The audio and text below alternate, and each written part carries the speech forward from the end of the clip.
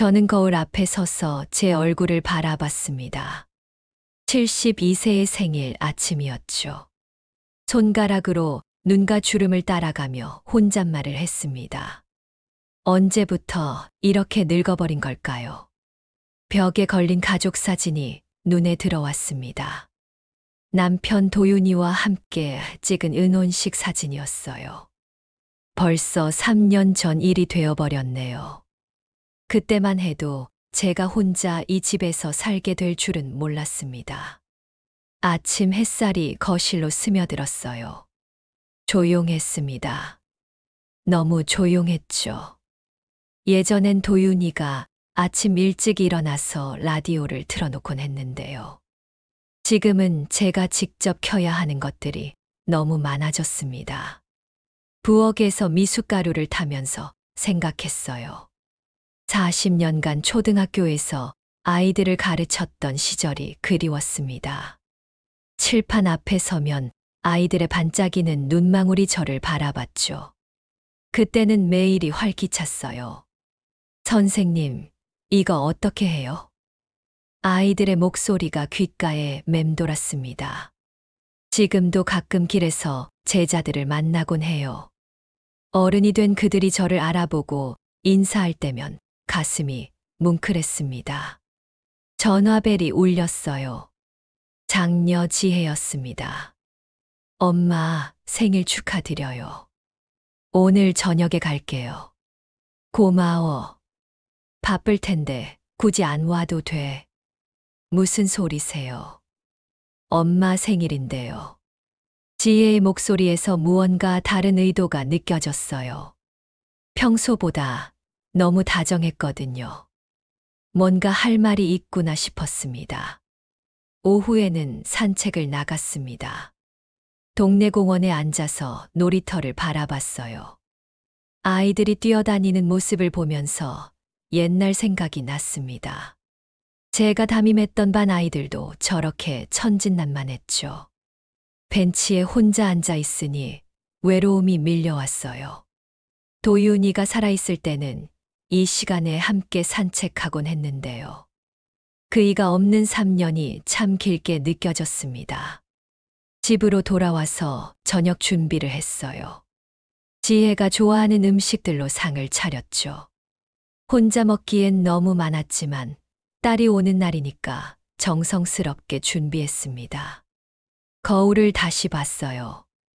아침과 같은 얼굴이었지만 기분은 조금 달랐습니다. 오늘 하루도 무사히 보냈구나 하는 안도감이 있었어요. 그리고 지혜가 무슨 말을 할지에 대한 궁금증도 있었죠. 머리를 빗으면서 생각했습니다. 교사로 살던 시절에는 매일이 계획적이었어요. 시간표가 있었고 해야 할 일들이 명확했죠. 하지만 지금은 그런 구조가 없어서 가끔 막막했습니다. 손주들 사진을 들여다봤어요. 막내딸 소연이의 딸 수빈이가 올해 9살이었죠.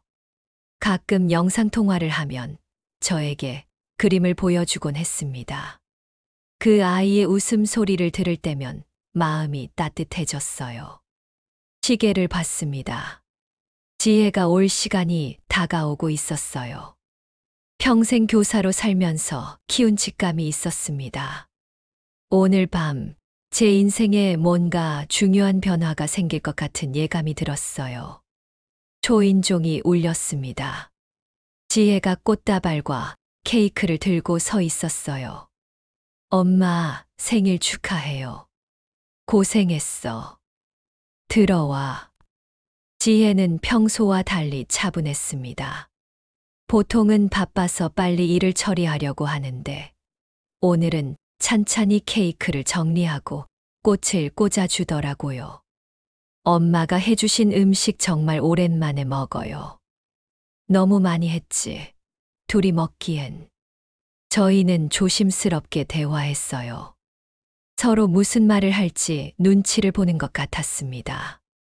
지혜는 회사 얘기를 했고 저는 동네 소식을 전했죠. 식사를 마치고 나서 지혜가 가방에서 뭔가를 꺼냈습니다. 엄마, 이거 한번 보세요. 고급스러운 브로셔였어요. 표지에는 프리미엄 실버타운이라고 적혀 있었습니다.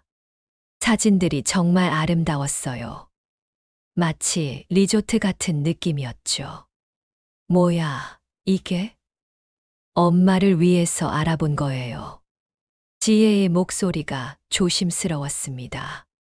제 표정을 살피고 있었어요. 실버타운이라고 하면 양로원 아니에요. 요즘은 다 이렇게 좋아졌어요. 브로셔를 펼쳐보니 정말 놀라웠습니다. 호텔 같은 로비, 수영장, 피트니스 센터까지 있었어요. 제가 상상했던 양로원과는 완전히 달랐죠. 엄마, 혼자 계시는 게 너무 걱정돼요. 지혜의 눈에 눈물이 고였습니다. 회사 일로 바빠서 자주 못 와드리잖아요. 민호 오빠도 카페 일 때문에 힘들어하고, 소연이도 학교 일이 있고, 저는 브로셔를 천천히 넘겨봤어요. 하루 일정표가 있었습니다. 아침 운동부터 시작해서 다양한 프로그램들이 있었어요. 요가, 서예, 합창, 독서 모임까지. 여기 사람들은 다 비슷한 나이겠네? 네, 그래서 더 좋을 것 같아요. 친구들도 사귈 수 있고. 지혜가 가격 부분을 설명했습니다. 생각보다 비싸지 않았어요. 도윤이가 남긴 보험금과 제 연금으로도 충분히 감당할 수 있는 수준이었죠. 그런데 갑자기 왜 이런 생각을 하게 된 거야? 어젯밤에 전화드렸을 때 목소리가 너무 외로워 보였어요. 그때 일이 기억났습니다. 잠들기 전에 지혜에게 전화를 했었죠. 혼자 있다 보니 가끔 누군가와 이야기하고 싶을 때가 있었어요. 브로셔 끝부분에 작은 글씨가 있었습니다. 만족 보장 100일이라고 적혀 있었어요. 무슨 의미인지 물어봤습니다. 100일 동안 생활해 보시고 만족하지 않으시면 계약을 해지할 수 있다는 거예요. 그런 제도도 있구나. 제 마음이 조금씩 움직이고 있었어요. 사실 혼자 사는 게 쉽지 않았거든요. 특히 밤에 갑자기 아프거나 하면 누구에게 도움을 청해야 할지 몰라서 불안했습니다. 견학부터 해보는 건 어떠세요? 직접 보시고 결정하시면 되잖아요. 지혜의 제안이 합리적이었어요. 보는 데까지는 손해볼 것도 없었죠. 언제 갈 수 있는데? 내일이라도 가능해요. 제가 미리 연락드려 놨거든요. 벌써 준비가 다 되어 있었구나 싶었습니다. 지혜가 얼마나 진지하게 생각하고 있는지 알 수 있었어요. 그날 밤 침대에 누워서 브로셔를 다시 봤습니다. 사진 속 어르신들의 표정이 밝아 보였어요. 함께 운동하고, 함께 식사하고, 함께 웃고 있는 모습들이 부러워 보였죠. 혼자 산 지 3년. 가끔은 정말 외로웠습니다. 특히 저녁 시간이 가장 힘들었어요. 텔레비전을 켜놔도 집이 너무 조용했죠. 새로운 시작이 필요할 때가 온 건 아닐까 생각했습니다. 다음 날 오전, 지혜가 차로 데리러 왔습니다. 실버타운까지는 차로 30분 정도 거리였어요. 엄마, 긴장하지 마세요. 그냥 구경한다고 생각하시면 돼요. 창밖 풍경을 바라보면서 마음을 진정시켰습니다. 사실 조금 떨렸어요. 새로운 곳을 가본다는 것 자체가 오랜만이었거든요. 건물이 보였습니다. 브로셔에서 본 것보다 더 웅장했어요. 정말 고급 호텔 같았죠. 와, 진짜 멋지다. 그쵸, 사진보다 훨씬 좋죠. 로비에 들어서니 천장이 높고 샹들리에가 걸려 있었습니다. 한쪽에는 카페도 있고 다른 쪽에는 편안한 소파들이 배치되어 있었어요. 상담 직원이 나와서 인사했습니다. 어르신, 안녕하세요. 저는 실버타운 상담팀 김미영입니다. 김미영 씨는 친절했어요. 시설 안내를 정말 자세히 해 주었죠. 먼저 방을 봤습니다. 원룸형이었는데 생각보다 넓었어요. 침대, 책상, 옷장, 그리고 작은 냉장고까지 있었죠. 화장실도 깔끔했습니다. 어르신들께서 개인 물건들 가져오셔서 꾸미시면 더 좋아요. 창밖으로는 정원이 보였습니다. 꽃들이 예쁘게 피어 있었어요. 식당으로 갔습니다. 뷔페식으로 운영된다고 했어요. 메뉴도 다양하고 영양사가 직접 관리한다고 하더라고요. 점심 식사 한번 해보시겠어요? 김미영 씨의 제안을 받아들였습니다. 다른 입주민들과 함께 식사해보고 싶었어요. 식당에서 한 할머니가 말을 걸어왔습니다. 새로 오실 분이세요? 저는 최말순이에요. 말순 씨는 정말 활기차 보였어요. 71살이라고 했는데 저보다 훨씬 젊어 보였죠. 한복집을 운영하셨다고 들었는데 정말이세요? 네, 40년 동안 했어요. 이제 손이 많이 아파서 접었지만요. 말순 씨는 이곳에 온 지 2달 되었다고 했습니다. 처음엔 적응이 힘들었는데 지금은 정말 만족한다고 하더라고요. 선생님도 이제 여기 학생 되는 거네요. 그 말이 묘하게 다가왔어요. 저도 다시 학생이 되는 건가 하는 생각이 들었죠. 점심 메뉴는 정말 괜찮았습니다. 집에서 혼자 먹던 것보다 훨씬 맛있었어요. 무엇보다 여러 사람과 함께 먹으니까 기분이 좋았죠. 오후에는 각종 시설들을 둘러봤습니다. 수영장에는 어르신들이 물속에서 체조를 하고 있었어요. 도서관도 있었죠. 책들이 정말 많았습니다. 피트니스 센터에서는 전문 강사가 운동을 지도하고 있었어요. 저도 나이 들면서 운동의 필요성을 느끼고 있었거든요. 프로그램은 어떻게 신청하나요? 매주 프로그램 안내문이 나가요. 원하시는 것에 신청하시면 됩니다. 견학을 마치고 상담실로 돌아왔습니다. 계약 조건들을 설명해 주었어요. 생각했던 것보다 복잡하지 않았죠. 그런데 안내문을 보다가 조금 이상한 부분을 발견했습니다. 야간 외출 제한 규정이라고 적혀 있었어요. 이게 뭔가요? 안전상 저녁 9시 이후에는 외출을 자제해 주시는 거예요. 자제인가요?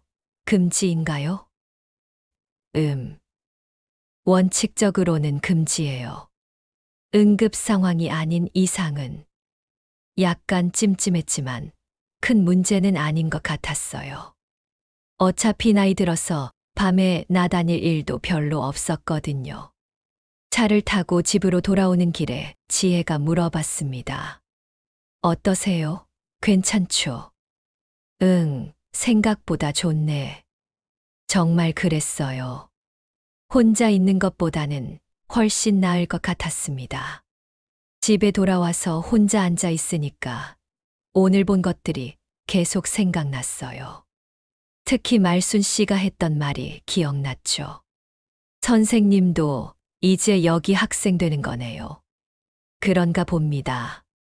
인생의 새로운 학교에 입학하게 되는 거겠죠. 일주일 후 입주 날이 되었습니다. 아이들이 모두 왔어요. 지혜, 민호, 소연까지 함께 짐을 싸주었죠. 엄마, 정말 필요한 것들만 가져가세요. 지혜가 옷들을 정리하면서 말했습니다. 생활하다 보면 더 필요한 건 나중에 가져오면 된다고 하더라고요. 민호는 가전제품들을 챙겼어요. 평소 말수가 적은 편인데 오늘은 더 조용했습니다. 뭔가 미안해하는 것 같았어요. 오빠, 괜찮아. 엄마가 결정하신 거잖아. 소연이가 민호를 달래고 있었습니다. 저는 도윤이와 함께 찍은 사진들을 챙겼어요. 이것만큼은 꼭 가져가고 싶었거든요. 그리고 제가 아끼는 책들도 몇 권 골랐죠. 할머니, 저희도 놀러 갈 수 있죠? 민호의 아들 준호가 물어봤습니다. 중학교 1학년이었어요. 물론이지. 언제든지 와. 하지만 속으로는 확신이 서지 않았어요. 아이들이 정말 자주 와줄까 하는 의문이 들었거든요. 트럭에 짐을 실고 실버타운으로 향했습니다. 아이들이 모두 따라왔어요. 손주들까지 함께해서 차 2대가 필요했죠. 도착해서 방으로 올라갔습니다. 제가 선택한 방은 2층이었어요. 창밖으로 정원이 잘 보이는 곳이었죠. 아이들이 짐을 풀어주면서 이런저런 이야기를 했습니다. 엄마, 여기 와이파이는 어떻게 연결해요? 음식이 입에 안 맞으면 바로 말씀하세요. 운동 프로그램 꼭 참여하세요. 건강해야 하니까. 걱정 섞인 당부들이 계속 이어졌어요. 그런데 시간이 지나면서 아이들의 표정이 조금씩 어두워졌습니다. 정말 헤어져야 할 시간이 온 거였어요. 엄마, 저희 이제 가봐야 할 것 같아요. 지혜가 먼저 말을 꺼냈습니다. 준호는 학원에 가야 했고, 수빈이도 피아노 학원이 있다고 했어요. 그래, 가. 바쁜데 고생 많이 했어. 인사를 나누는 순간이 참 어색했어요. 마치 제가 어딘가로 멀리 떠나는 것 같았거든요. 자주 전화드릴게요. 너희들이 바쁜 거 아니까 괜찮아. 아이들이 떠나고 나니 방이 갑자기 조용해졌습니다. 창밖을 내려다보니 주차장에서 차들이 떠나가고 있었어요. 혼자 남겨졌습니다. 짐을 정리하면서 생각했어요. 이곳에서 새로운 제자와 수업을 만나게 될까? 교사로 살았던 40년이 무의미해지는 건 아니겠죠. 도윤이 사진을 책상 위에 올려놓았습니다. 그이가 웃고 있는 모습을 보니까 갑자기 눈물이 났어요. 여보, 제대로 선택한 걸까? 대답은 없었습니다. 하지만 도윤이라면 뭐라고 했을지 상상해 볼 수 있었어요. 틀림없이 내가 결정한 거면 다 좋다고 했을 거예요. 저녁 시간이 되어서 식당으로 내려갔습니다. 말순 씨가 반갑게 맞아주었어요. 드디어 오셨네요. 기다렸어요. 고마워요. 잘 부탁드려요. 첫 저녁 식사는 어색했어요. 모르는 사람들 사이에서 밥을 먹는다는 게 쉽지 않았거든요. 하지만 말순 씨가 이런저런 사람들을 소개해 주었습니다. 저분이 이정호 선생님이에요. 서예 가셨대요. 이정호 씨는 까칠해 보였어요. 인사를 건네도 시큰둥했죠. 하지만 나쁜 사람은 아닌 것 같았습니다. 식사를 마치고 방으로 돌아와서 하루를 정리했어요. 새로운 환경, 새로운 사람들, 새로운 시작. 불안하면서도 기대됐습니다. 창밖에 달이 떠 있었어요. 예전 집에서 보던 달과 같은 달인데 왜 이렇게 다르게 보이는지 모르겠더라고요. 내일부터는 정말 새로운 생활이 시작되는 거겠죠. 실버타운 생활이 시작되고 한 달이 지났습니다.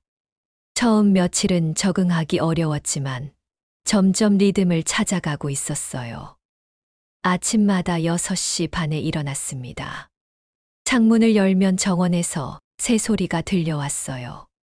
집에서 혼자 살 때는 느끼지 못했던 상쾌함이었죠. 7시에 아침 운동에 참여했습니다. 체육관에서 스트레칭과 가벼운 체조를 했어요. 말순 씨와 함께 운동하니까 더 재미있었죠. 은영 씨, 동작이 정말 좋아요. 강사 선생님이 칭찬해 주었습니다. 교사 시절에 아이들과 함께 체조를 자주 했던 덕분인 것 같았어요. 아침 식사 후에는 산책을 했습니다. 실버타운 주변에 산책로가 잘 만들어져 있었어요. 이정호 씨도 가끔 함께 했는데 처음 생각과 달리 이야기하면 재미있는 분이었죠. 은영 씨는 초등학교 선생님이었다고 들었는데 어느 학교에 계셨어요? 동네 초등학교에서 40년 있었어요. 그럼 정말 많은 아이들을 가르치셨겠네요. 이정호 씨는 서예가답게 글씨에 관심이 많았어요. 아이들 글씨 교육에 대해서도 이야기를 나누었죠. 오후에는 다양한 프로그램에 참여했습니다. 화요일은 합창단, 목요일은 독서 모임이었어요. 합창단에서는 옛날 가요들을 불렀는데 정말 즐거웠습니다. 독서 모임도 좋았어요.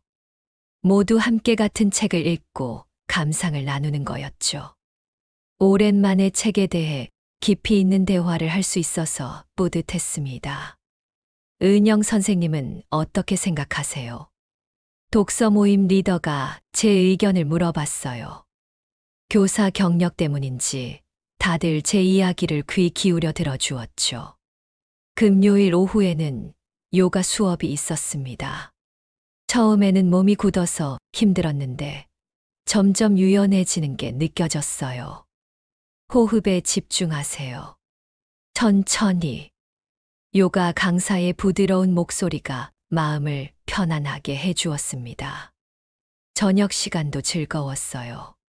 말순 씨, 이정호 씨와 함께 식사하면서 하루 있었던 일들을 나누었죠. 오늘 합창단에서 그리운 금강산 불렀는데 정말 좋더라고요. 저도 들었어요. 은영 씨 목소리가 제일 좋았어요. 말순 씨가 칭찬해 주니까 기분이 좋았습니다. 그런데 가끔 간호팀장 강효진 씨와 이야기할 때면 조금 걱정스러운 부분이 있었어요. 요즘 어떻게 지내세요? 다 좋은데 밤에 간호사 분들이 많이 바쁘신 것 같더라고요. 아, 그게 야간엔 인력이 좀 부족해요. 유진 씨의 표정이 조금 어두워졌어요. 뭔가 말하고 싶은 게 더 있는 것 같았지만 더 묻지는 않았습니다. 주말에는 아이들이 가끔 왔어요. 처음 몇 주는 자주 왔는데 점점 간격이 길어지고 있었죠. 그래도 이해할 만했어요. 각자 바쁜 생활이 있으니까요. 엄마, 여기 생활 어때요? 좋아. 친구들도 생겼고 할 일도 많고. 지혜가 안심하는 표정을 지었습니다. 전화 통화도 자주 했어요. 특히 막내 소연이는 거의 매일 안부를 물어봤죠. 엄마, 오늘도 프로그램 참여하셨어요? 응, 오늘은 독서 모임이었어. 재미있으셨겠네요. 어떤 책 읽으세요? 소연이와 이야기할 때가 가장 편했습니다. 예술 교사라서 그런지 제 감정을 잘 이해해 주었어요. 손주들과 영상통화를 할 때도 있었습니다. 수빈이가 그림을 보여주면 정말 뿌듯했어요. 할머니, 이거 할머니 그림이에요. 어머, 정말 잘 그렸네. 할머니가 이렇게 예뻐. 아이의 웃음소리가 마음을 따뜻하게 해주었습니다. 이렇게 한 달, 두 달이 지나면서 실버타운 생활에 완전히 적응했어요. 매일이 규칙적이고 즐거웠죠. 처음에는 낯설었던 공동생활도 이제 자연스러웠습니다. 식당에서 다른 분들과 인사를 나누고, 복도에서 만나면 안부를 물어보고, 말순 씨와는 정말 가까워졌어요. 함께 쇼핑을 나가기도 하고, 카페에서 차를 마시면서 수다를 떨기도 했죠. 이정호 씨도 마찬가지였습니다. 서예 작품을 보여주면서 설명해 주었고, 저도 옛날 교사 시절 이야기를 들려드렸어요. 은영 씨 덕분에 이곳 생활이 더 즐거워졌어요. 이정호 씨의 말에 가슴이 뿌듯했습니다. 하루하루가 충실했어요. 아침 운동으로 시작해서 다양한 활동들, 그리고 저녁에는 친구들과의 대화까지. 혼자 살 때보다 훨씬 활기찼죠. 특히 합창단 활동이 가장 즐거웠어요. 다 같이 목소리를 맞춰서 노래를 부르면 마음이 하나 되는 느낌이었거든요. 다음 주에는 고향의 봄 연습해요. 합창단장이 발표했을 때 모두들 박수를 쳤습니다. 그렇게 석 달이 지났어요. 만족보장 100일을 훌쩍 넘긴 시점이었죠. 저는 이곳에서의 생활에 정말 만족하고 있었습니다. 아이들에게도 전화해서 말했어요. 여기서 계속 살 거야. 정말 좋아. 다행이에요, 엄마. 걱정 많이 했는데. 지혜의 목소리에서 안도감이 느껴졌습니다. 그때만 해도 앞으로 어떤 일이 벌어질지 전혀 몰랐죠. 어느 날 아침 식당에 내려가니 분위기가 이상했습니다. 평소보다 조용했어요. 오늘 메뉴가 좀 다르네요. 말순 씨가 작은 소리로 말했습니다. 보니까 정말 그랬어요. 평소에 나오던 과일이 없었고 반찬 가짓수도 줄어든 것 같았죠. 어제까지만 해도 아침에 요구르트 나왔는데 이정호 씨도 고개를 갸웃했습니다. 직원에게 물어봤어요. 오늘 메뉴가 조금 다른 것 같은데요. 아, 네. 메뉴를 일부 조정했습니다. 왜요? 더 균형 잡힌 식단으로 개선하는 거예요. 설명을 들어도 뭔가 석연치 않았습니다. 균형 잡힌 식단이라고 하기엔 오히려 부실해진 느낌이었거든요. 며칠 더 지나니까 변화가 더 뚜렷해졌어요. 점심에 나오던 후식이 없어졌고 저녁 메뉴도 단조로워졌죠. 급식 우유 브랜드도 바뀐 거 보셨죠? 말순 씨가 귓속말로 말했습니다. 정말 그랬어요. 전에 나오던 유명 브랜드 대신 처음 보는 브랜드가 나오고 있었죠. 더 이상한 건 프로그램 취소가 늘어났다는 거였어요. 오늘 요가 수업이 취소됐대요. 왜요? 강사님이 급한 일이 생겼다고 하더라고요. 처음에는 우연인 줄 알았습니다. 하지만 일주일 사이에 3번이나 프로그램이 취소되었어요. 요가, 서예, 그리고 독서 모임까지. 합창단 연습을 하러 갔는데 반주자가 없었습니다. 피아노 치시던 분이 어디 가셨어요? 계약이 종료되었다고 하네요. 합창단장도 당황스러워했어요. 갑자기 반주자가 바뀐다는 통보를 받았다고 하더라고요. 새로운 반주자는 실력이 많이 부족했습니다. 박자도 자꾸 틀리고 연주도 어색했어요. 이전 선생님이 더 좋았는데 다들 아쉬워했지만 어쩔 수 없었죠. 직원들 표정도 예전과 달랐어요. 처음엔 친절하고 밝았는데 요즘은 무표정한 때가 많았습니다. 혹시 무슨 문제라도 있나요? 간호팀장 유진 씨에게 물어봤어요. 아니요, 별일 없어요. 하지만 표정이 어두웠습니다. 뭔가 말하고 싶어 하는 것 같았지만 입을 다물고 있었어요. 가장 충격적인 건 수영장 운영 시간이 줄어든 거였어요. 이제 오전 2시간, 오후 2시간만 개방한대요. 전에는 하루 종일 열려 있었는데 운영비 절감이라고 하더라고요. 수영을 좋아하던 어르신들이 많이 실망했어요. 특히 관절염이 있으신 분들은 물 운동이 꼭 필요했거든요. 도서관도 마찬가지였습니다. 저녁 8시에 문을 닫는다고 했어요. 전에는 밤 10시까지 열려 있었는데 말이죠. 책 읽는 시간이 줄어드네요. 이정호 씨가 아쉬워했습니다. 이런 변화들이 하나둘씩 쌓이니까 전체적인 분위기가 달라졌어요. 처음에 느꼈던 여유롭고 풍요로운 느낌이 사라지고 있었죠. 입주민들 사이에서도 불만의 목소리가 나오기 시작했습니다. 우리가 돈을 내고 있는데 서비스가 자꾸 줄어드는 게 이상해요. 처음 계약할 때와 다르잖아요. 하지만 공식적으로 항의하는 사람은 없었어요. 다들 나이 드신 분들이라 참는 게 익숙했거든요. 저도 마찬가지였습니다. 불편하긴 했지만 이 정도는 감수해야지 하는 마음이었어요. 그런데 말순 씨는 달랐습니다. 이런 식으로 계속 변한다면 문제가 심각해질 거예요. 그래도 어쩔 수 없잖아요. 은영 씨, 우리가 그냥 당하고만 있으면 안 돼요. 말순 씨의 말에 뭔가 경각심이 들었어요. 정말 그냥 참고만 있어야 하는 걸까요? 밤에 혼자 생각해 봤습니다.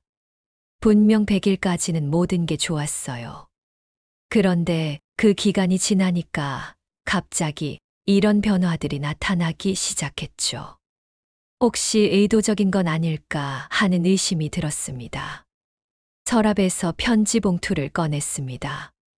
예전 제자들이 보낸 편지들이었어요. 가끔 이렇게 꺼내서 읽곤 했죠. 선생님께, 저는 지금 대학교 2학년이 되었어요. 선생님이 가르쳐 주신 대로 성실하게 살고 있습니다. 이런 편지들을 읽으면 마음이 따뜻해졌어요. 제가 교사로 살았던 시간들이 무의미하지 않았다는 걸 느꼈거든요. 하지만 지금은 달랐습니다. 편지를 읽어도 허무함만 밀려왔어요. 여기서는 제가 그냥 입주민일 뿐이었거든요. 누군가를 가르치거나 도울 일도 없었고 특별한 역할도 없었죠. 식당에서 점심을 먹는데 옆 테이블에서 대화가 들렸습니다. 우리도 권리가 있잖아요. 한 할머니가 작은 목소리로 말했습니다. 맞아요. 돈 내고 들어온 건데. 다른 분이 맞장구 쳤어요. 저는 그 말에 깊게 공감했습니다.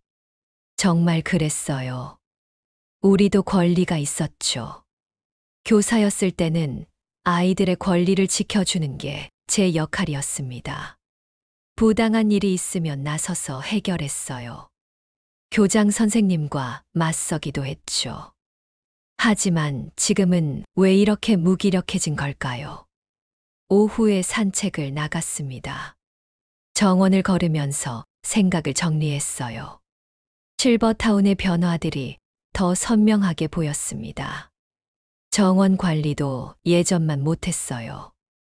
꽃들이 시들어가고 있었는데 물을 제대로 주지 않는 것 같았죠. 벤치에 앉아서 하늘을 올려다봤습니다. 구름이 천천히 흘러가고 있었어요. 나는 지금 뭘 하고 있는 걸까? 교사로 살던 시절이 그리웠습니다. 매일 아침 교실에 들어가면 아이들이 선생님 안녕하세요 라고 인사했어요. 그 순간만큼은 제가 정말 필요한 사람이라는 느낌이 들었죠. 지금은 아무도 저를 필요로 하지 않는 것 같았습니다. 저녁 식사 때 말순 씨와 이정호 씨가 심각한 표정으로 이야기하고 있었어요. 오늘도 프로그램 하나 취소됐어요. 뭐가요? 컴퓨터 교실이요.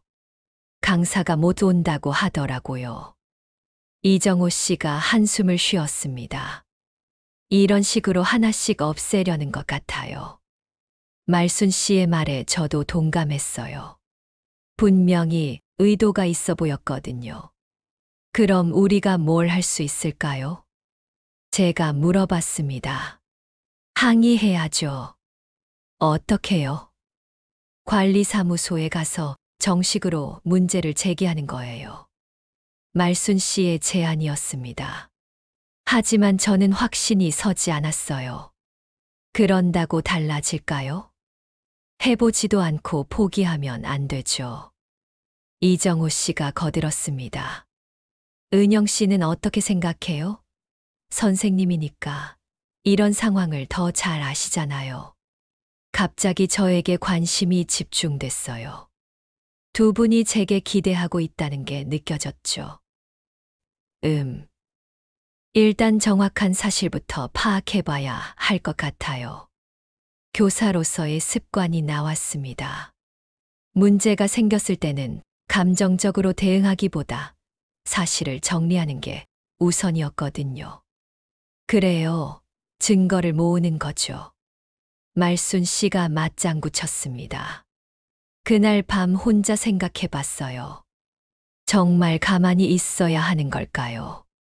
교사였을 때 교장 선생님이 부당한 인사를 하려고 한 적이 있었어요. 그때 저는 다른 선생님들과 함께 반대 의견을 냈었죠. 아이들을 위한 일이니까 해야 합니다. 그때 했던 말이 기억났어요.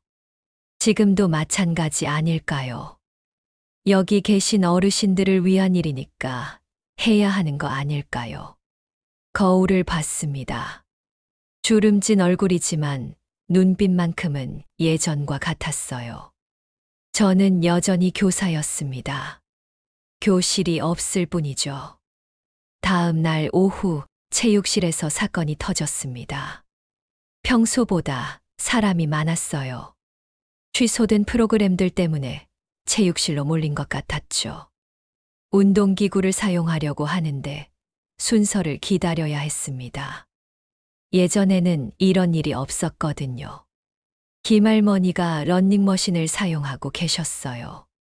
평소보다 천천히 걷고 계셨죠. 뒤에서 박할아버지가 기다리고 있었습니다. 처음에는 조용히 기다리셨어요. 하지만 시간이 지나면서 표정이 안 좋아지기 시작했어요.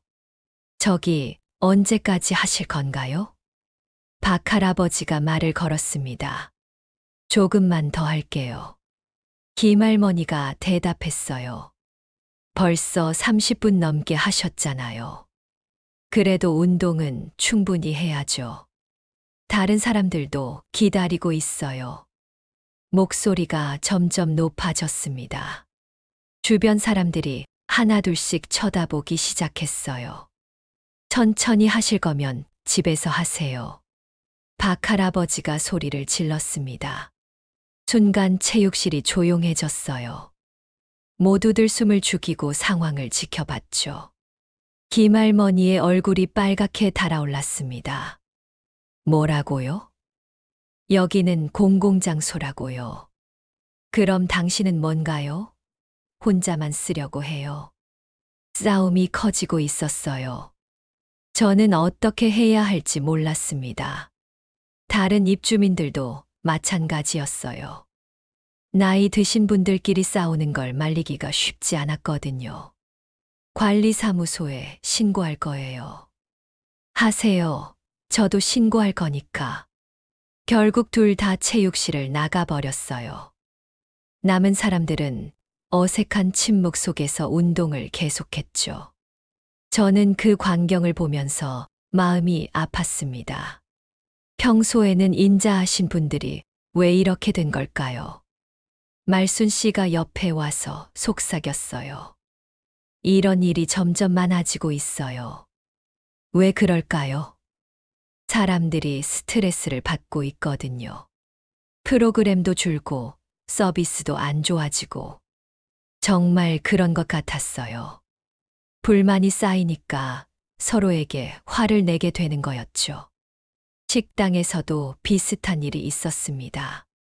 자리를 두고 다투는 분들이 계셨어요.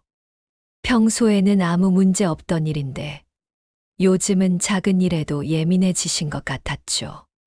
제가 먼저 앉으려고 했어요. 아니에요. 제가 먼저였어요.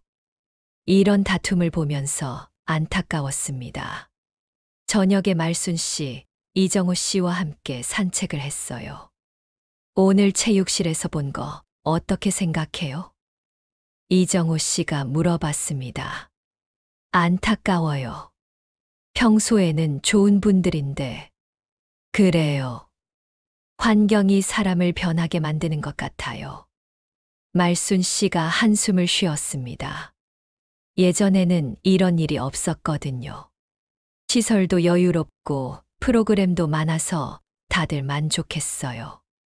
지금은 뭐든 부족하니까 서로 경쟁하게 되는 거죠.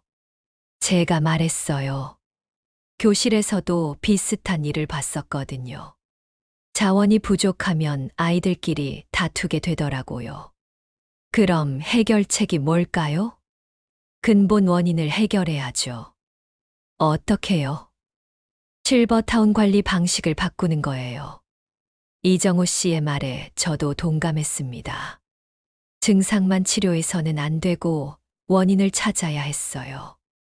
그런데 우리가 그걸 바꿀 수 있을까요? 말순 씨가 의문을 제기했습니다. 해봐야죠.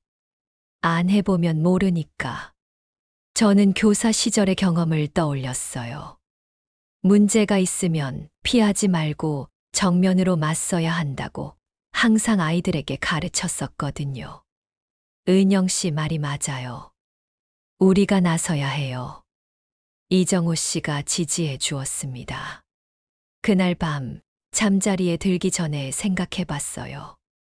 입주민들 사이의 갈등은 겉으로 드러난 증상일 뿐이었습니다. 진짜 문제는 다른 곳에 있었어요. 실버타운의 서비스 질 저하, 그리고 그것을 방관하고 있는 관리진. 바로 거기에 문제가 있었죠. 더 이상 가만히 있을 수 없었습니다. 어느 날 오후 소연이에게서 전화가 왔습니다. 엄마, 좋은 소식이 있어요. 뭔데? 수빈이가 학교 합창대회에서 독창을 하게 됐어요. 가슴이 뛰었습니다. 손녀가 무대에 선다니 얼마나 자랑스러운 일인가요? 언제야? 다음 주 금요일 저녁 7시요. 엄마도 꼭 오세요. 물론이지. 당연히 가야지. 전화를 끊고 나서 기분이 좋았어요. 수빈이의 맑은 목소리를 직접 들을 수 있다니 벌써부터 설렜습니다.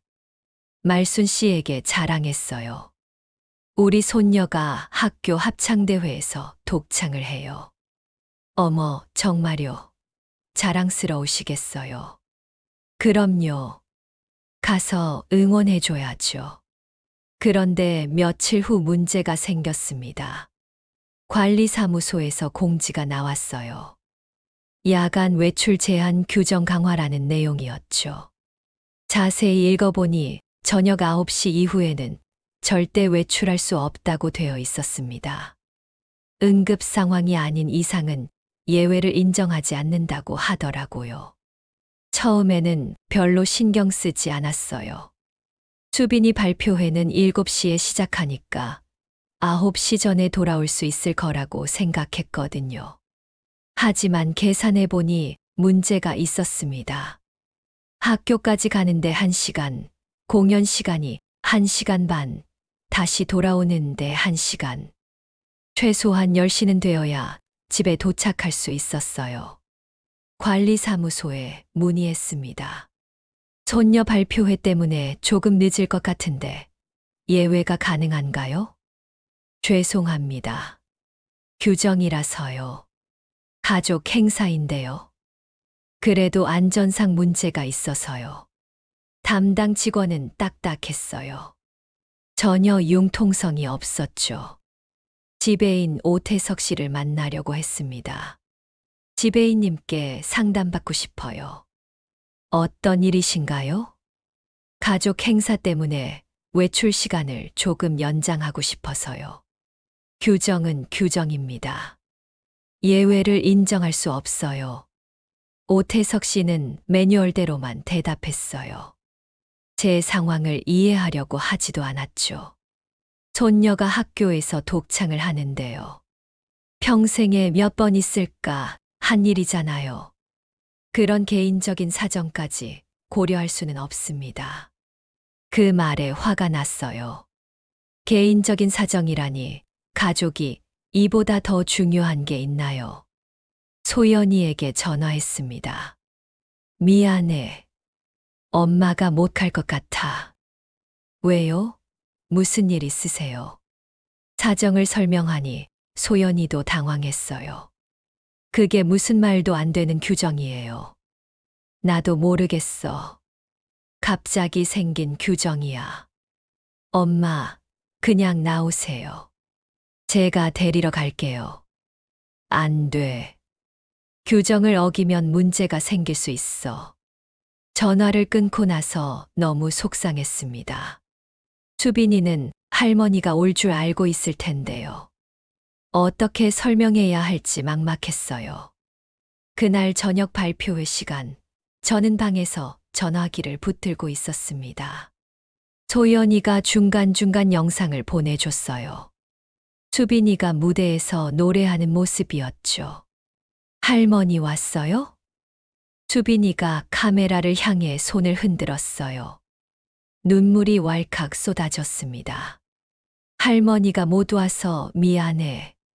전화 너머로 수빈이의 목소리가 들렸어요. 괜찮아요, 할머니. 다음에 또 기회 있을 거예요.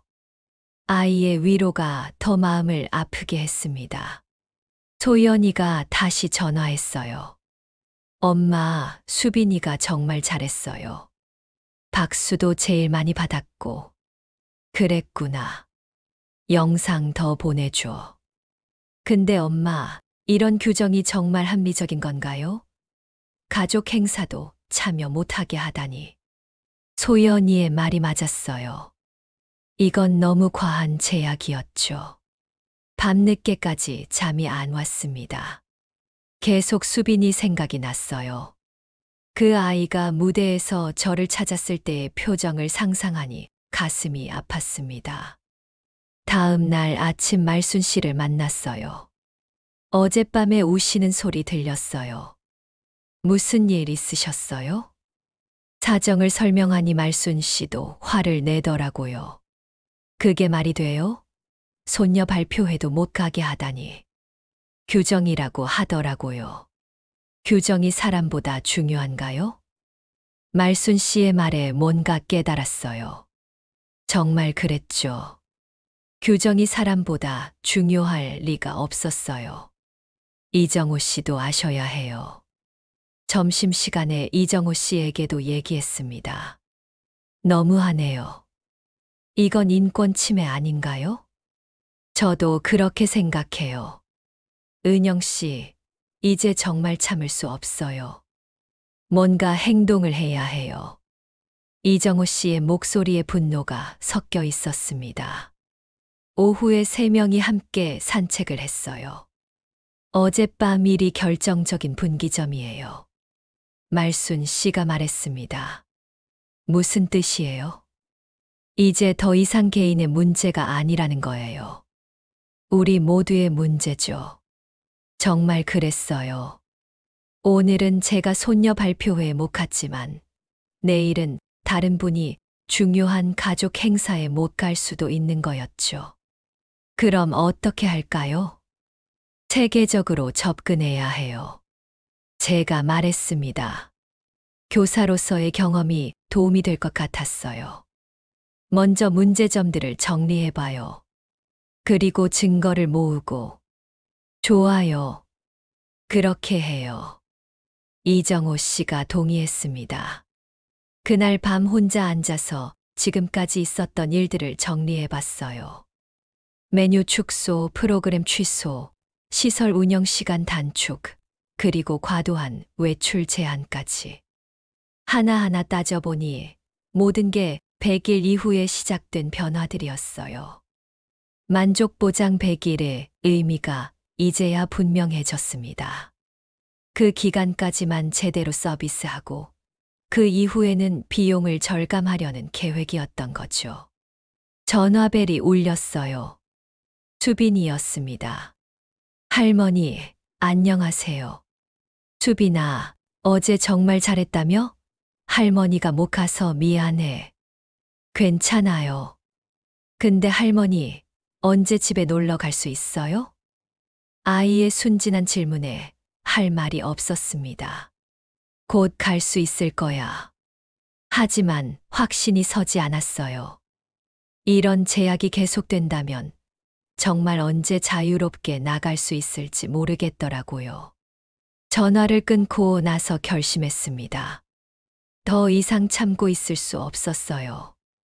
제 손녀뿐만 아니라 이곳의 모든 어르신들을 위해서라도 뭔가 해야 했습니다. 교사로서 아이들을 지켜왔듯이 이제는 이곳 어르신들을 지켜야 할 때가 온 거였어요. 다음 날 저녁 식사 시간이었습니다. 평소와 다름없이 식당에 앉아 있었어요. 갑자기 옆 테이블에서 소란이 났습니다. 어머니, 괜찮으세요? 누군가 급하게 소리쳤어요. 돌아보니 박할머니가 의자에서 쓰러져 있었습니다. 119 불러요. 간호사 선생님 어디 계세요?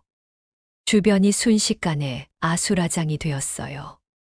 저도 얼른 일어나서 박할머니 곁으로 갔죠. 박할머니는 의식을 잃은 상태였어요. 얼굴이 창백했고 맥박도 약해 보였습니다. 시계를 봤어요. 오후 6시 15분이었습니다. 간호사 선생님한테 연락했어요? 네, 지금 올라오신대요. 하지만 시간이 지나도 간호사가 오지 않았어요. 6시 18분, 6시 20분. 저는 계속 시계를 확인했습니다. 교사 시절부터 시간에 민감한 편이었거든요. 왜 이렇게 안 와? 다른 입주민들도 초조해하기 시작했어요. 6시 22분이 되어서야 간호사가 나타났습니다. 죄송해요. 다른 업무 보고 있었어요. 간호사는 숨을 헐떡이며 달려왔어요. 유진 팀장이 아니라 다른 간호사였죠. 박할머니를 응급처치하면서 119에 다시 연락했습니다. 혈압이 많이 떨어져 있어요. 빨리 병원에 가셔야 해요. 응급차가 도착한 건 6시 30분이었어요. 박할머니가 실려 나가고 나서 식당은 조용해졌습니다. 하지만 모두들 충격을 받은 표정이었어요.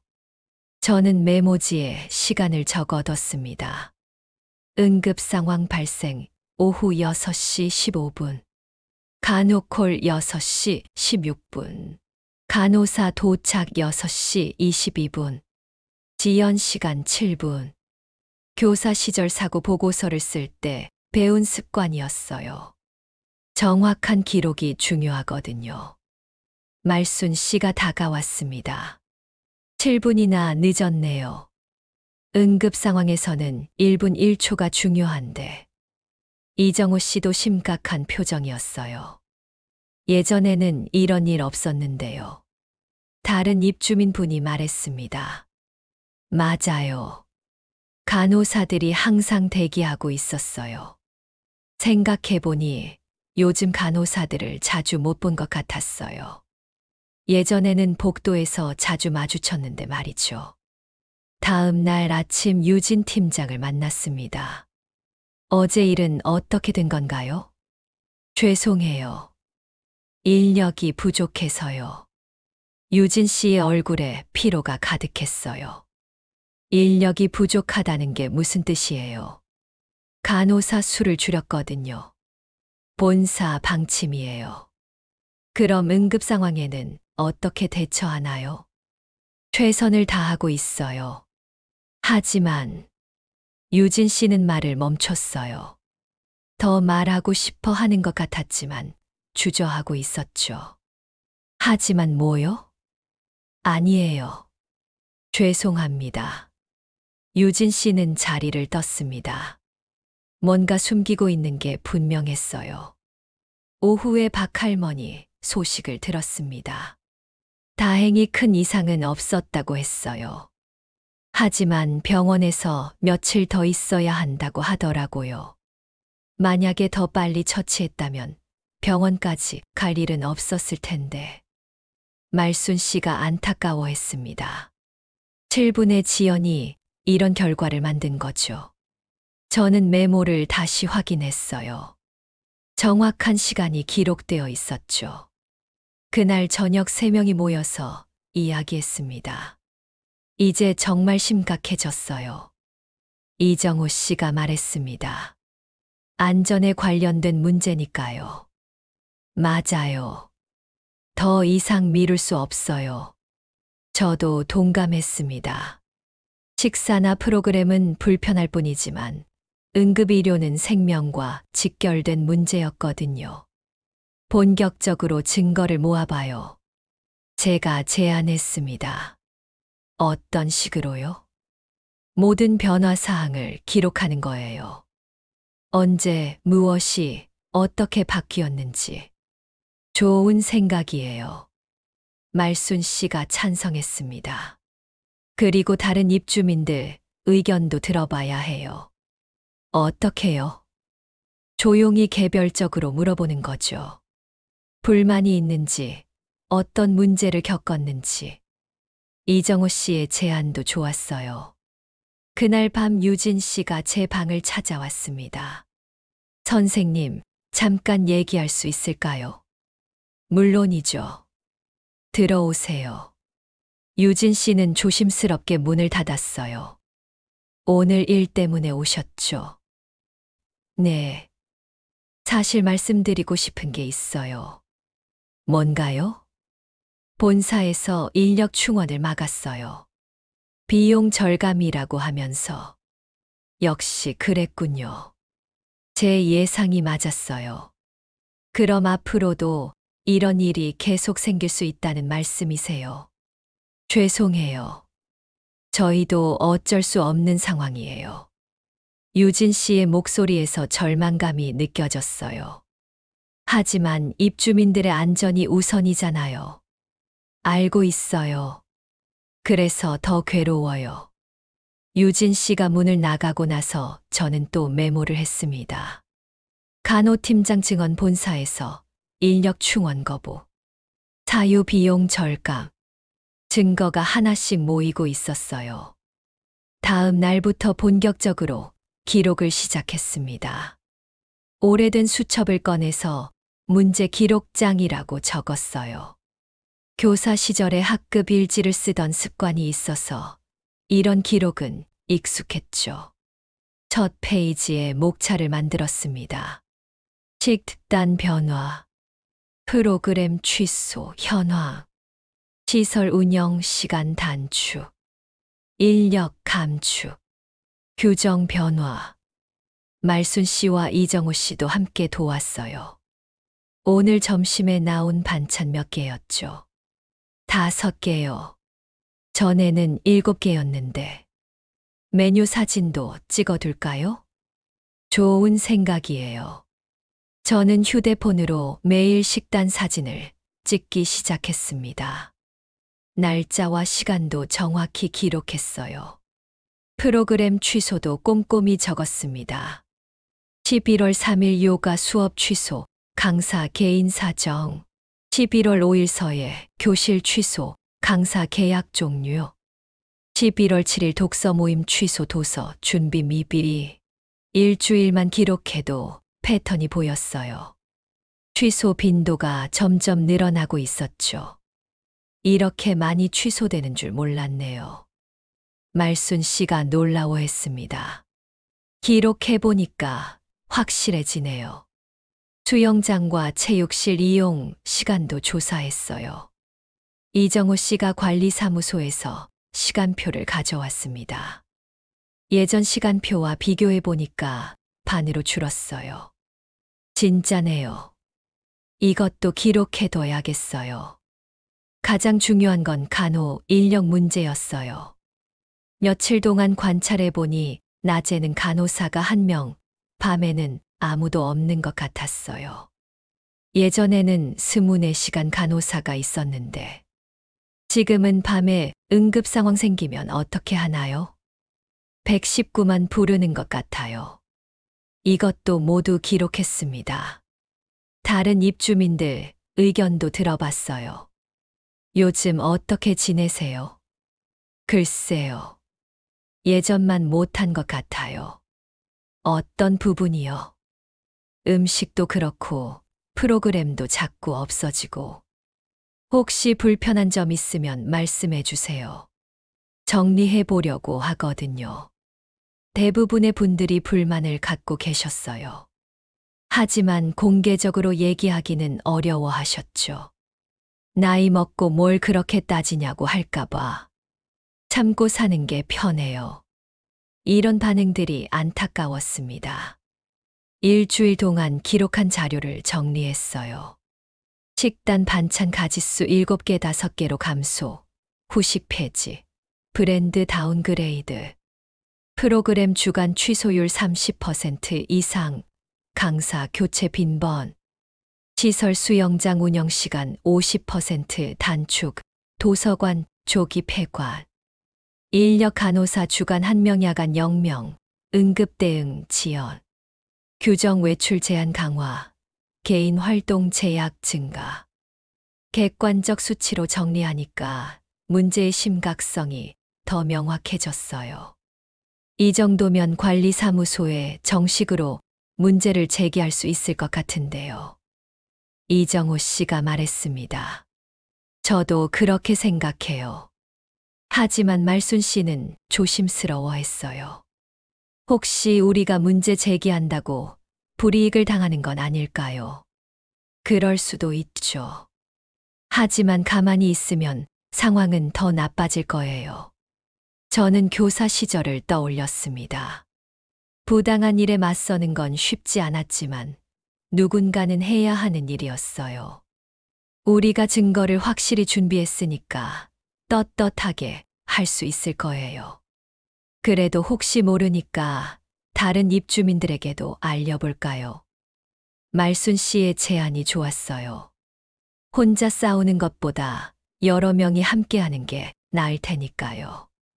며칠에 걸쳐서 조심스럽게 다른 분들께 상황을 설명했어요. 저희가 문제점들을 정리해봤는데 한번 보시겠어요? 정말 이런 일들이 있었구나. 우리도 뭔가 이상하다고 생각했어요. 생각보다 많은 분들이 공감해 주셨어요.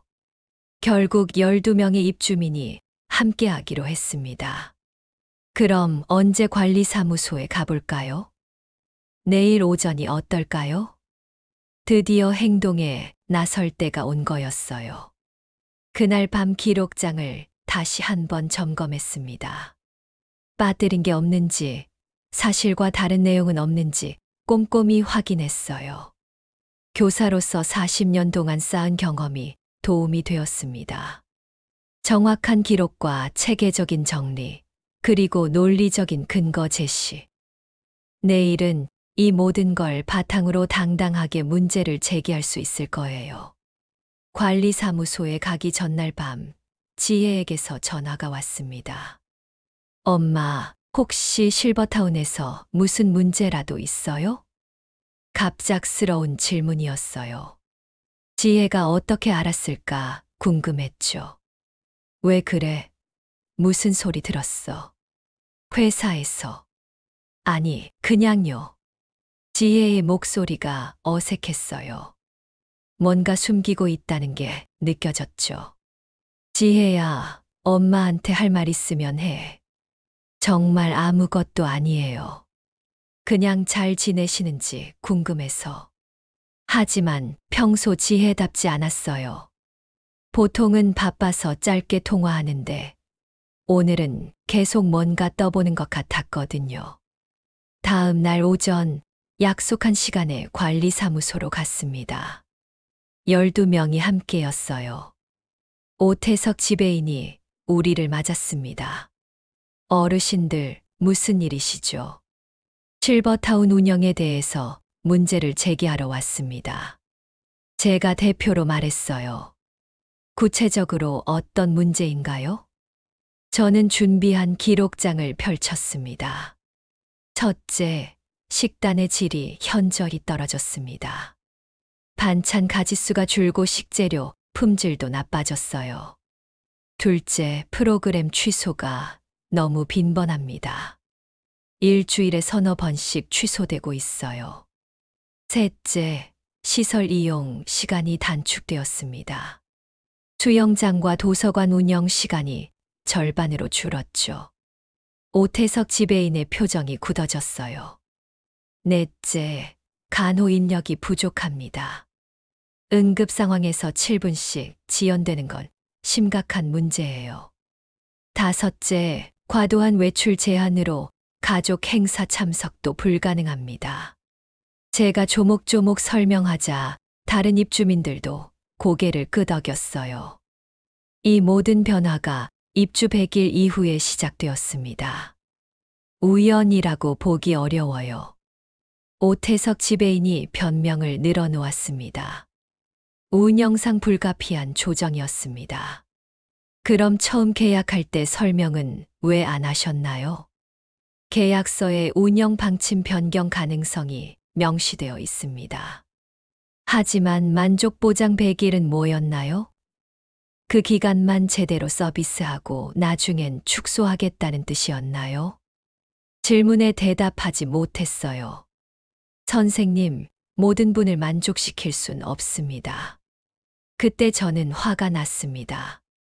저는 40년간 교사를 했습니다. 학생 한 명도 소홀히 하지 않는 게 교사의 자세예요. 여기는 어르신들의 집이에요. 사람이 사는 곳이라고요. 목소리가 높아졌어요. 옆에 있던 말순 씨가 제 손을 잡아주었죠. 증거는 모두 여기 있습니다. 사진, 기록, 영수증까지. 오태석 지배인이 당황했어요. 본사와 상의해봐야겠습니다. 언제까지요? 일주일 정도 시간을 주세요. 그렇게 첫 번째 회의는 끝났어요. 오후에 지혜가 갑자기 찾아왔습니다. 엄마, 오늘 관리사무소에 다녀오셨다면서요? 누가 그랬어? 그냥 들었어요. 이상했어요. 어떻게 이렇게 빨리 알았을까요? 지혜야, 너 뭔가 숨기고 있지? 지혜의 얼굴이 창백해졌어요. 엄마, 사실은. 저희 회사가 이 실버타운 운영사와 제휴를 맺고 있어요. 순간 머리가 하얘졌습니다. 뭐라고? 인사 컨설팅을 해주고 있거든요. 비용 절감 방안도 제안하고. 지혜의 목소리가 점점 작아졌어요. 그럼 내가 날 여기 보낸 것도? 아니에요. 저는 정말 몰랐어요. 어제 회의에서 알게 됐어요. 지혜가 울기 시작했어요. 엄마가 문제 제기하신다고 해서 회사에서 난리가 났어요. 제가 엄마를 설득해달라고 하더라고요. 모든 게 연결되었어요. 갑작스러운 서비스 축소, 100일 후의 변화, 그리고 지혜의 이상한 행동까지. 그럼 내가 내 딸이라는 걸 회사에서 알고 있다는 거네? 네. 죄송해요. 화가 났지만 지혜를 탓할 수만은 없었어요. 지혜도 피해자였거든요. 회사에서 뭐라고 하던 KPI 때문에 어쩔 수 없었다고 하더라고요. 비용을 줄여야 목표를 달성할 수 있다고. KPI가 뭐야? 성과 지표요. 회사 실적을 나타내는. 저는 한숨을 쉬었습니다. 지혜야, 사람의 삶은 지표가 아니야. 알아요, 엄마. 내가 어렸을 때 학교에서 왕따 당한 적 있지. 그때 선생님이 성적 때문에 바빠서 신경 못 쓴다고 했으면 어땠을까. 지혜가 고개를 들었어요. 학생들 얼굴 기억나지? 한 명 한 명이 다 소중한 사람이었잖아. 네. 여기 계신 어르신들도 마찬가지야. 돈 아끼려고 함부로 대할 사람들이 아니라고. 지혜가 더 크게 울었어요. 엄마, 저 어떻게 해야 해요? 내 양심에 따라서 해. 옳은 게 뭔지는 내가 잘 알잖아. 그날 밤 지혜는 집에 가지 않고 제 방에서 밤을 샜어요. 오랜만에 딸과 함께 긴 대화를 나누었죠. 엄마, 저도 처음엔 정말 엄마 걱정 때문이었어요. 알아. 그런데 회사 일이 이렇게 연결될 줄은 몰랐어요. 지혜야, 내 잘못이 아니야. 어른들이 복잡하게 만든 거지. 그래도 제가 더 꼼꼼히 알아봤어야 했어요. 지혜가 자책하고 있었어요. 지금이라도 알았으니까 다행이야. 엄마는 화 안 나세요. 화는 나지. 하지만 너한테 화나는 게 아니야. 정말 그랬어요. 지혜도 상황의 피해자였거든요. 엄마, 제가 도와드릴 수 있는 방법 없을까요? 있어. 뭐요? 회사 내부 자료를 구할 수 있으면 도움이 될 거야. 그건 회사 기밀인데요. 억지로 하라는 건 아니야. 내 판단에 맡길게. 지혜가 한참 생각하더니 고개를 끄덕였어요. 해볼게요. 어르신들이 제대로 대우받으셔야죠. 다음 날 아침 지혜가 회사에 가기 전에 말했어요. 엄마, 며칠 시간을 주세요. 제가 알아볼 게 있어요. 조심해서 해. 내가 불이익 당하면 안 되니까. 괜찮아요. 이건 제가 해야 할 일이에요. 지혜가 떠나고 나서 말순 씨와 이정우 씨에게 상황을 설명했어요. 그런 일이 있었군요. 지혜 씨도 몰랐던 일이니까 너무 자책하지 마세요. 두 분 모두 이해해 주었어요. 그럼 지혜 씨가 도움을 줄 수 있다는 건가요? 그럴 수 있을 것 같아요. 내부 사정을 알 수 있으니까. 그럼 일주일 더 기다려 봅시다. 사흘 후 지혜가 두꺼운 봉투를 들고 왔어요. 엄마, 이거 보세요. 봉투 안에는 여러 가지 문서들이 들어 있었어요. 실버타운 운영비 절감 계획서예요. 문서를 보니 충격적이었어요. 모든 변화가 다 계획된 것이었거든요. 1단계 만족 보장 100일 기간 중 최상의 서비스 제공. 2단계 100일부터 단계적 서비스 축소. 3단계 입주민 적응 후 추가 비용 절감. 이게 뭐야? 비용을 30% 줄이라는 본사 지시였어요. 다른 문서들도 있었어요. 식단 축소 계획, 인력 감축 방안, 프로그램 취소 일정까지. 이런 걸 어떻게 구한 거야? 제가 담당자랑 친해서요. 양심에 찔려서 준 것 같아요. 위험하지 않았어. 괜찮아요. 이미 회사 그만둘 생각이거든요. 이런 일 하면서 살 수는 없어요. 지혜의 결단에 놀랐어요. 그럼 앞으로 어떻게 할 거야? 다른 회사 알아보고 있어요. 정말 사람을 도울 수 있는 일을 하고 싶어요. 딸이 자랑스러웠어요. 이 자료면 충분할 것 같아요. 네. 모든 증거가 다 있어요. 드디어 모든 퍼즐이 맞춰졌습니다. 이제 당당하게 맞설 수 있었어요. 일주일 후 두 번째 회의가 있었습니다. 이번에는 본사 직원들도 참석했어요. 회의실에는 오태석 지배인과 본사 운영팀장, 그리고 변호사까지 앉아 있었습니다. 저희는 15명이 참석했어요. 처음보다 3명이 늘었죠. 어르신들, 지난번 문제 제기건에 대해서 검토해 봤습니다. 운영팀장이 말을 시작했어요. 결론적으로 현재 운영 방식에는 큰 문제가 없다고 판단됩니다. 예상했던 반응이었어요. 어떤 근거로 그렇게 판단하셨나요? 제가 물어봤습니다. 계약서 조항에 따라 운영 방침을 조정할 권리가 있습니다.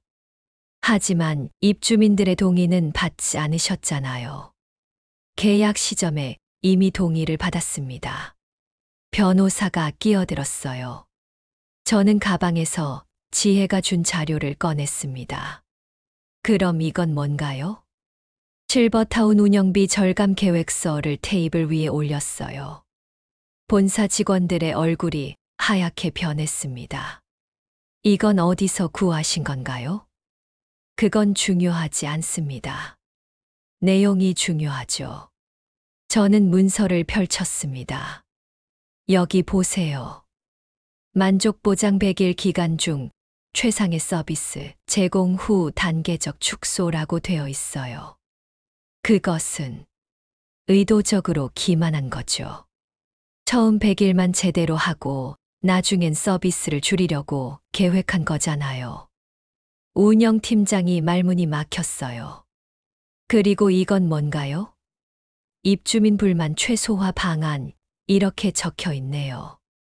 다른 문서도 보여줬습니다. 저희를 고객으로 생각하지 않고 관리 대상으로 본 거죠. 회의실이 조용해졌어요. 식단 축소로 월 300만 원 절약, 프로그램 취소로 월 500만 원 절약. 이렇게 구체적으로 계산해 놨네요.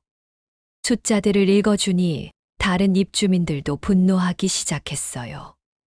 우리 건강과 안전을 돈으로 계산한 거네요.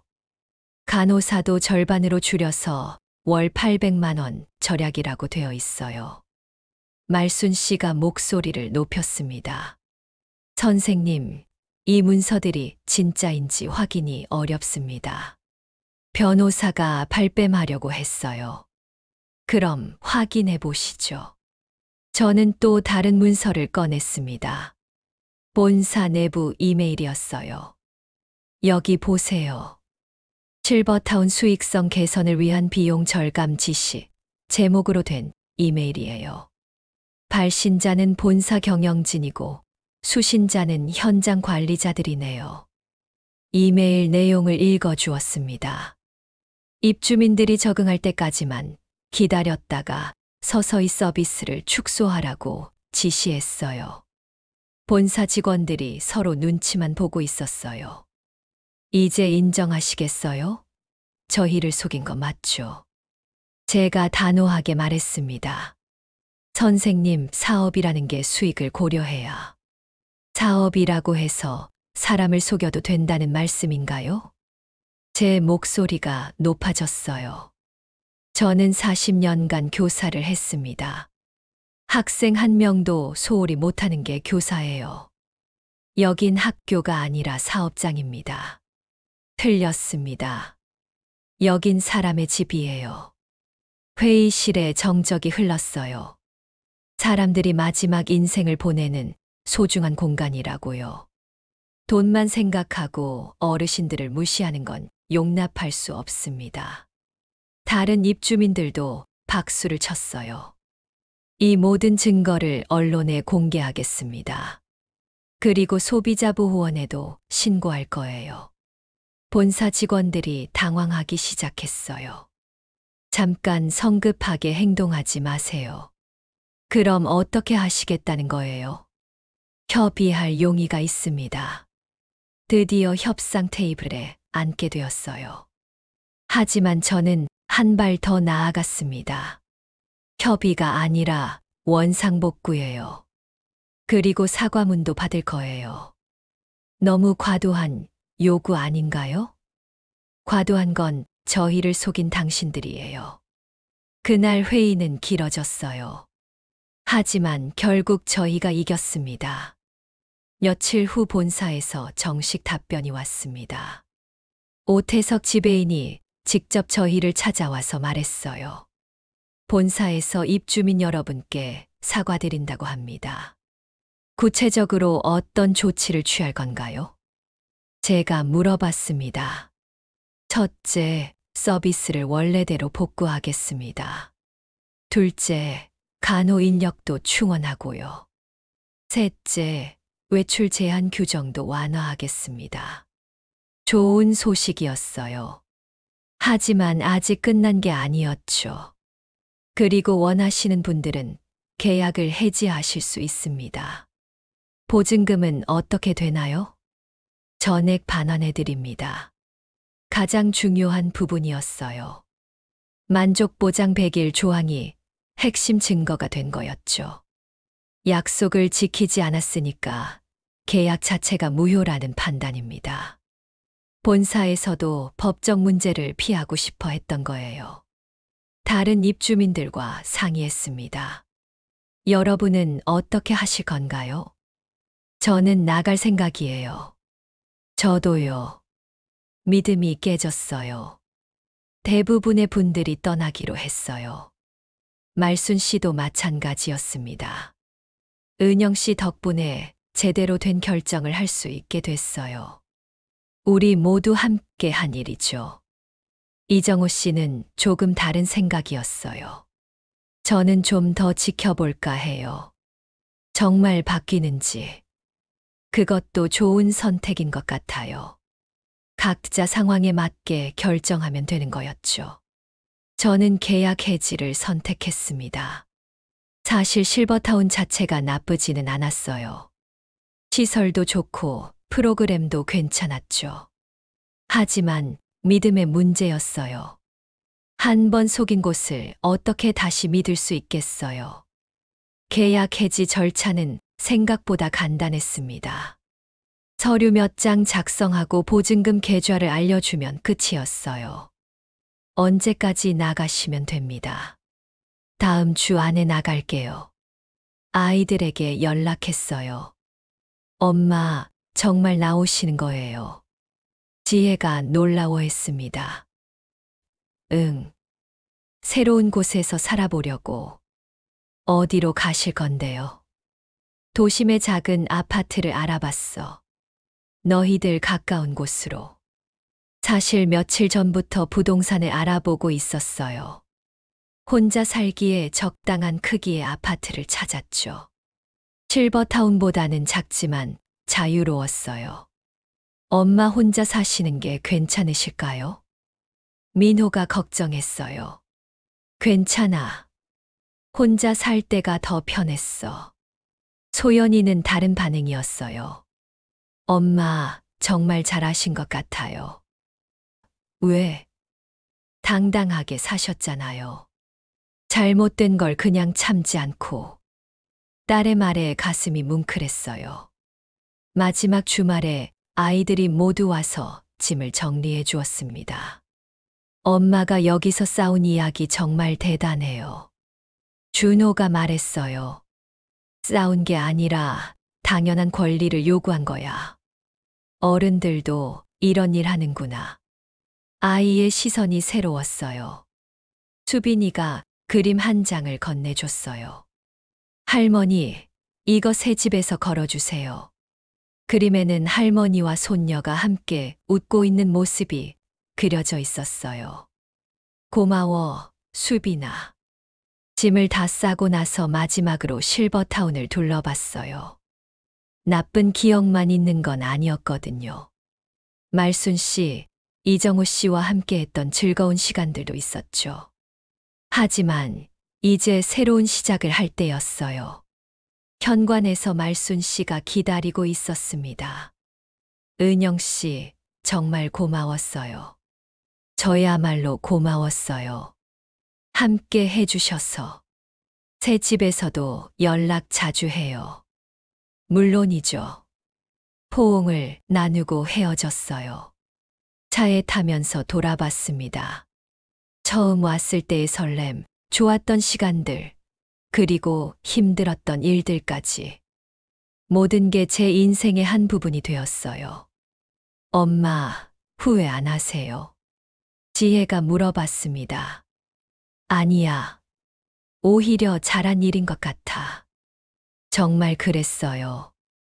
혼자였다면 그냥 참고 살았을 텐데, 함께 문제를 해결할 수 있어서 뿌듯했거든요. 새 집으로 향하는 길, 마음이 가벼웠습니다. 새 아파트는 생각보다 좋았습니다. 작지만 깔끔하고 무엇보다 제 마음대로 꾸밀 수 있었어요. 거실에 도윤이 사진을 걸고 책상에는 수빈이가 그린 그림을 올려놨죠. 엄마, 여기가 훨씬 좋은 것 같아요. 소연이가 와서 도와주면서 말했어요. 그래? 왜? 자유로워 보이세요. 정말 그랬어요. 아무도 제약하지 않는 제 공간이었거든요. 가장 좋았던 건 외출 제한이 없다는 거였어요. 언제든 나갈 수 있고 아이들을 언제든 초대할 수 있었죠. 수빈아, 다음에 발표회 있으면 꼭 가볼게. 정말요. 약속이에요. 약속이야. 며칠 후 수빈이의 합창 발표회가 있었어요. 이번에는 아무 제약 없이 갈 수 있었죠. 공연장에 도착해서 수빈이를 찾았어요. 할머니, 수빈이가 달려와서 안겼습니다. 오늘은 정말 와주셨네요. 당연하지. 우리 수빈이 노래 들으러 온 거야. 공연이 시작되었어요. 수빈이가 무대에 서서 맑은 목소리로 노래했습니다. 눈물이 났어요. 지난번에 못 온 미안함과 오늘 올 수 있다는 감사함이 섞여 있었죠. 할머니 어떠셨어요? 공연이 끝나고 수빈이가 물어봤어요. 최고였어. 할머니가 정말 자랑스러워. 할머니도 노래 잘하시잖아요. 같이 부르면 어때요? 아이의 제안이 신선했어요. 집에 돌아와서 생각해 봤습니다. 정말 수빈이와 함께 뭔가 할 수 있을까요? 며칠 후 동네 복지관에서 전화가 왔어요. 혹시 아이들 글쓰기 지도해 주실 수 있으세요? 저요? 네, 퇴직 교사분을 찾고 있거든요. 생각해 볼 만한 제안이었어요. 어떤 아이들인가요? 초등학생들이요. 방과 후에 와서 숙제도 하고 책도 읽는 프로그램이에요. 보수는 어떻게 되나요? 많지는 않아요. 하지만 아이들과 함께하는 보람이 있을 거예요. 그 말에 마음이 움직였어요. 한번 가서 보겠습니다. 복지관에 가보니 아이들이 10명 정도 있었어요. 모두 맞벌이 부모를 둔 아이들이었죠. 안녕하세요, 선생님. 아이들이 밝게 인사했어요.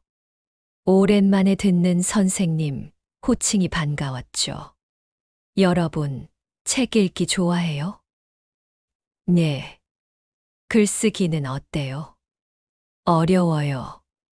한 아이가 솔직하게 대답했어요. 그럼 선생님이 쉽게 가르쳐 줄게요. 첫 수업을 해보니 정말 즐거웠어요. 아이들의 반짝이는 눈망울, 궁금해하는 표정들이 그리웠던 모습 그대로였거든요. 선생님, 이거 어떻게 써요? 여기 좀 봐주세요. 아이들의 요청에 하나하나 답해주면서 행복했어요. 집에 돌아와서 소연이에게 전화했습니다. 엄마, 목소리가 완전 달라졌어요. 그래. 정말 즐거워 보이세요. 정말 그랬어요. 다시 누군가를 가르칠 수 있다는 게 이렇게 기쁠 줄 몰랐거든요. 말순 씨에게도 안부 전화를 했어요. 은영 씨, 요즘 어떻게 지내세요? 복지관에서 아이들 가르치고 있어요. 어머, 정말요? 좋겠네요. 말순 씨도 뭔가 해보세요. 한복 만드는 거 가르쳐 주시면 좋을 텐데. 그것도 생각해 볼 만하네요. 이정우 씨는 여전히 실버타운에 있다고 했어요. 하지만 서비스가 많이 개선되었다고 하더라고요. 은영 씨 덕분에 모든 게 좋아졌어요. 우리 모두 함께 한 일이잖아요. 2달 정도 복지관에서 일하니까 아이들과 정말 가까워졌어요. 선생님, 저희 발표회도 보러 와주세요. 물론이야. 언제인데? 다음 주 금요일이요. 이번에는 제가 아이들 발표를 보러 가는 차례였어요. 그날 밤 수빈이에게 전화했습니다. 수빈아, 할머니도 이제 학생들이 생겼어. 진짜요? 몇 명이에요? 10명이야. 다 착한 아이들이야. 할머니가 선생님이 되신 거네요. 아이의 말에 웃음이 났어요. 정말 저는 다시 선생님이 되었어요. 교실은 달라졌지만 아이들을 가르치는 기쁨은 예전과 같았죠. 새 집에서의 생활이 정말 만족스러웠어요. 자유롭고 의미 있고 행복했습니다. 몇 달 후 뜻밖의 연락을 받았습니다. 선생님, 혹시 강연 한번 해주실 수 있으세요? 시민대학에서 온 제안이었어요. 무슨 주제로요? 실버타운에서 있었던 일 말씀해 주세요. 많은 분들이 관심 있어 하실 거예요. 처음에는 망설였어요. 제가 무슨 특별한 일을 했다고 강연까지 하나 싶었거든요. 하지만 소연이가 등을 밀어줬어요. 엄마, 꼭 하세요. 다른 어르신들에게도 도움이 될 거예요. 그럴까? 네. 엄마가 하신 일이 정말 의미 있는 거라고요. 결국 강연을 하기로 했습니다. 강연 전날 밤 원고를 준비했어요. 어떤 이야기를 해야 할지 정리해 보았죠. 실버타운에서 겪었던 일들, 문제를 발견하고 해결해 나간 과정, 그리고 지금의 생활까지. 무엇보다 나이 들었다고 해서 포기하지 말라는 메시지를 전하고 싶었어요. 강연 당일 생각보다 많은 사람들이 왔어요. 대부분 50대 이상의 분들이었죠. 안녕하세요. 저는 한은영입니다. 마이크를 잡으니 떨렸어요. 교실에서는 자신 있었는데 이런 무대는 처음이었거든요. 저는 평범한 초등학교 교사였습니다. 40년 동안 아이들을 가르쳤죠. 청중들이 집중해서 들어주었어요. 남편이 세상을 떠나고 혼자 남게 되어서 실버타운에 들어갔습니다. 새로운 시작이라고 생각했어요. 실버타운에서 있었던 일들을 차근차근 설명했습니다. 처음의 만족, 그리고 점진적인 변화들. 100일이 지나고 나서 모든 게 달라지기 시작했어요. 청중들이 고개를 끄덕였어요. 공감하는 표정들이었죠. 처음에는 그냥 참으려고 했습니다. 나이 들면 그런 거라고 생각했어요. 하지만 손녀 발표회에 못 간 날 깨달았습니다. 이건 개인의 문제가 아니라 모든 어르신들의 문제라는 걸. 제 목소리에 감정이 실렸어요. 나이 들었다고 학생이 없는 게 아닙니다. 강연장이 조용해졌어요. 우리는 여전히 배울 수도 가르칠 수도 있는 존재예요. 저는 지금 복지관에서 아이들을 가르치고 있습니다. 정말 행복해요. 박수가 터져 나왔어요. 여러분도 포기하지 마세요. 억울한 일 당하면 참지만 말고 당당하게 맞서세요. 혼자서는 어려워도 함께하면 할 수 있습니다. 그리고 기억하세요.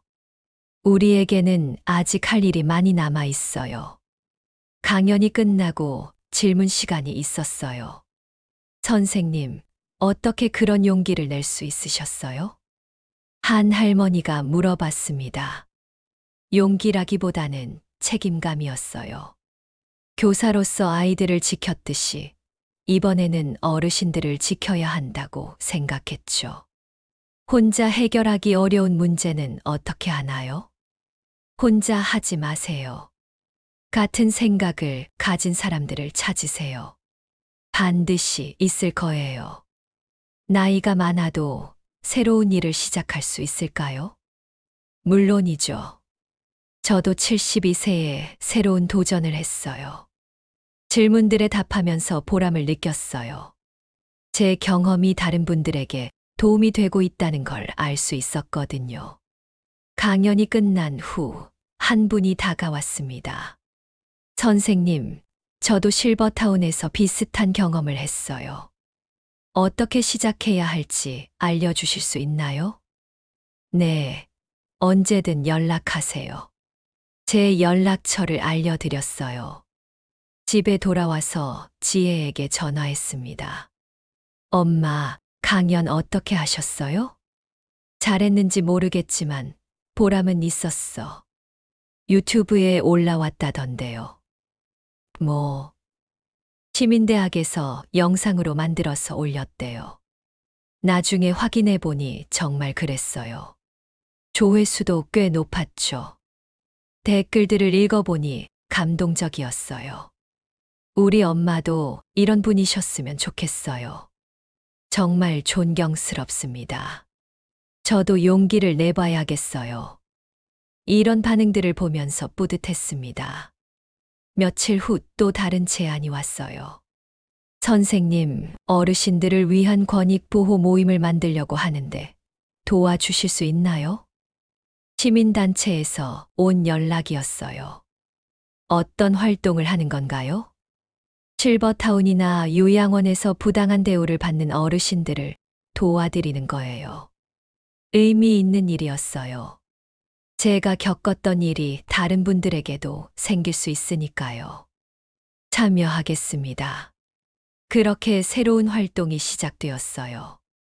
월 2번 정도 모임에 참석해서 상담도 하고 조언도 해드렸죠.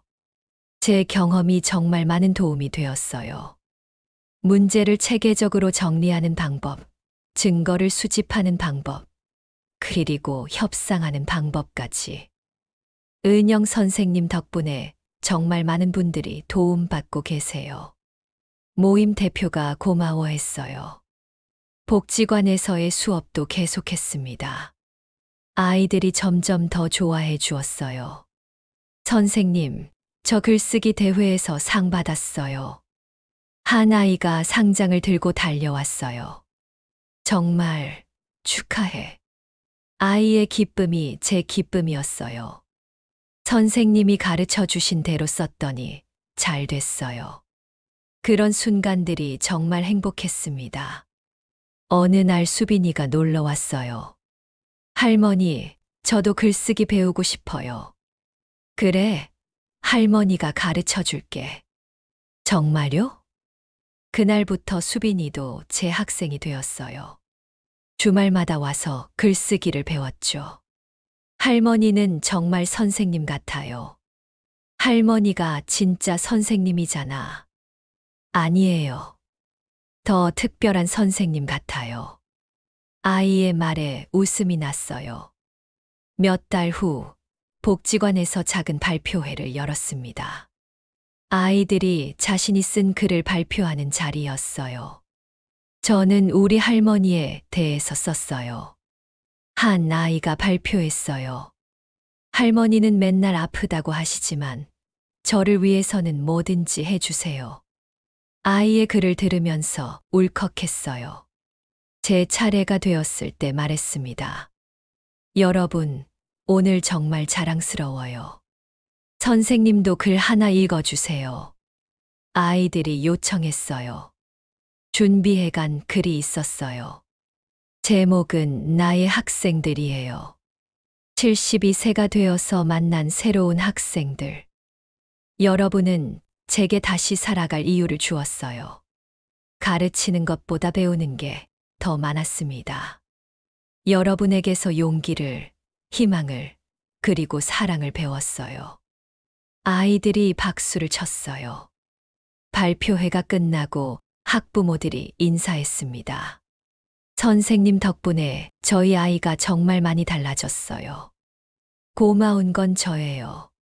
아이들이 있어서 제가 행복해요. 그날 밤 일기를 썼어요. 오늘 아이들 발표회가 있었다. 모든 아이가 정말 잘했다. 나는 지금 가장 행복한 교사인 것 같다. 실버타운에서 겪었던 힘든 일들도 결국은 의미가 있었다. 그 경험이 있었기에 지금의 내가 있을 수 있었으니까. 내일도 또 아이들을 만날 생각을 하니 벌써 설렌다. 정말 감사한 일이다. 창밖을 보니 별이 반짝이고 있었어요. 도윤이에게 말했어요. 여보, 나 잘하고 있죠? 바람이 살살 불어와서 마치 대답하는 것 같았어요. 저는 지금 가장 행복한 선생님입니다. 교실은 달라졌지만 아이들을 사랑하는 마음은 변하지 않았어요. 그리고 앞으로도 계속 그럴 거예요. 제가 숨을 쉬는 한 누군가를 가르치고 도울 수 있는 한 말이죠. 72세의 새로운 시작. 정말 늦지 않았어요. 좋아요, 구독 부탁드립니다. 댓글로 여러분의 의견을 남겨주세요.